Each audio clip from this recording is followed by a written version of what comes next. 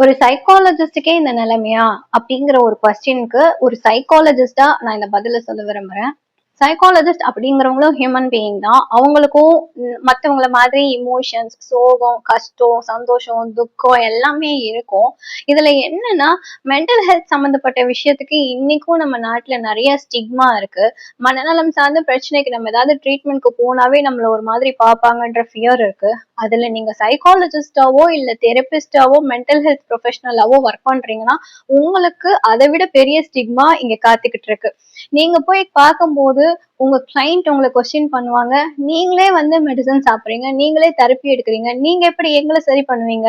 இந்த கொஸ்டினுக்கு பயந்து நிறைய மென்டல் ஹெல்த் ப்ரொஃபஷனல்ஸ் தன்னோட மென்டல் ஹெல்த்தை பாத்துக்கிறதுக்கு தவறுறாங்க.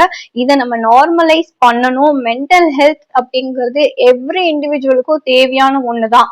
இது இப்ப எப்படி ஒரு ஜெனரல் பிசிஷியனுக்கு பிபி சுகர் வராம இருக்குமா? இருக்கும்ல.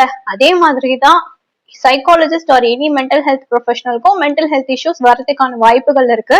ஸோ இதை வந்து நார்மலைஸ் பண்ணுங்க. யாரா இருந்தாலும் முதல்ல போய் அதுக்கான ட்ரீட்மெண்ட் எடுத்தோம்னாவே இது சரியாகிறதுக்கான பாசிபிலிட்டிஸ் நிறைய இருக்கு.